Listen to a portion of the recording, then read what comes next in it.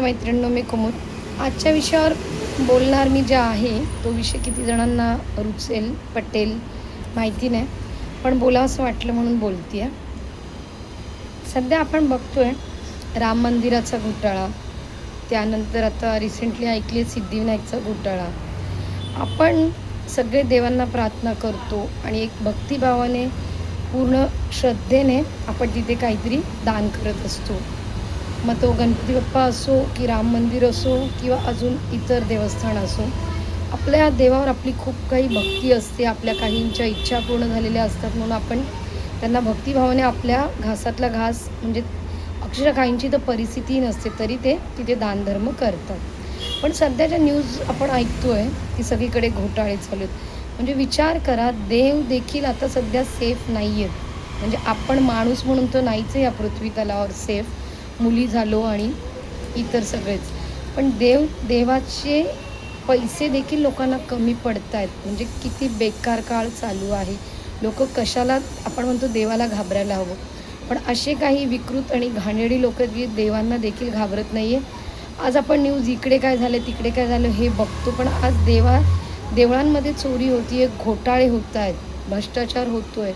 हे आजपर्यंत आपण म्हणजे ऐकताना किती वाईट वाटते की देवाच्या ठिकाणी मंदिरामध्ये देखील भ्रष्टाचार होतो आहे. राम मंदिराचे आज किती लोकांचं किती वर्षापासूनचं स्वप्न होतं आणि त्या मंदिराला इतका मोठा खर्च केला गेला आहे की त्या खर्चात कितीतरी गरीब कुटुंबांना, कितीतरी गरिबांना आधार दिला जाऊ शकत होता.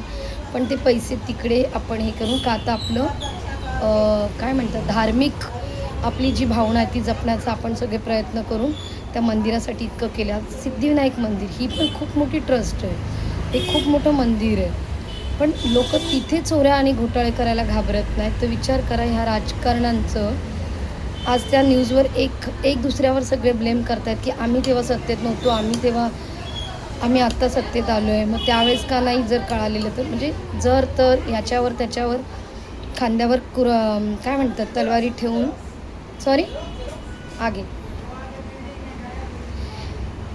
ज्याच्या त्याच्या खांद्यावर बोटं ठेवून सध्या हे करतात. डिस्टर्ब झालं असेल तर कोणी ॲड्रेस विचारत होतं ते पुढे सांगितलं. आता मला ना ह्या सगळ्या न्यूज बघून असं वाटतं आहे की आपण सर्वांनी ना कुठल्या तरी मंदिराला दानधर्म, तिथे जाऊन आपण आपल्या एकदम म्हणतात ना अंतःकरणातून नमस्कार करणं गरजेचं आहे. आणि दानधर्म आहे ना तो तिथे न करताना कुठेतरी एका गरिबाला म्हणतात ना दानधर्म करावा.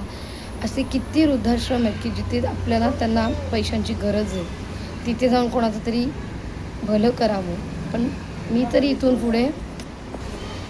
आता इथून पुढे मंदिरामध्ये दानधर्म करताना खूप विचार करणार आहे, कारण आपल्या भावनांचा खेळ होतो आहे. आज त्याच पैशाने आपण कितीतरी कुटुंबांना, कितीतरी गरजूंना मदत करू शकतो. तर माझं पटलं ना, तर इथून पुढे ना आपण ना गरिबांना मदत करूया. त्यांना आज किती वृद्धाश्रम आहेत की तिथे असे काही आजी आजोबा आहेत ना की त्यांना आधाराची गरज आहे.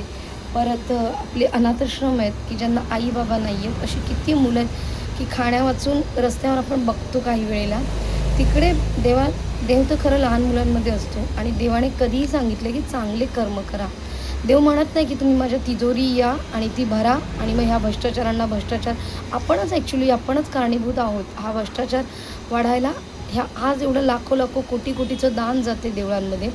पण तेच पैसे आपण एखादं कुटुंब गरीब, एखादं वृद्धाश्रम, एखादा अनाथ आश्रम किंवा गरजू आहेत तिकडे जाऊन स्वतःच्या शहानिशा करून तिथे जर ते पैसे दिले, मग ते 51 रुपये असो किंवा 51,000 रुपये असो, तर कोणाचं तरी भलं होईल आणि त्याचा जो आत्मा तृप्त होईल ना, त्याची जी आपल्याला म्हणतात ना आतून समाधान त्याला जे लागेल, ज्या आपल्या पैशाने त्याला मदत होते, तो जो आपल्याला आशीर्वाद देईल ना, तो आपल्याला खरंच पुढच्या आयुष्यात खूप कामी आहे. इथून पुढे मी तरी दानधर्म देवाच्या मंदिरात जाताना खरंच पैसे टाकताना खूप भीती वाटते आहे. हे सगळे घोटाळे ऐकून त्यापेक्षा गरजूंना आपण मदत करूया, त्यांना आपल्या मदतीचा हात देऊया, त्यांना खूप गरज आहे. पटलं तर नक्कीच लाईक, शेअर, सबस्क्राईब करा.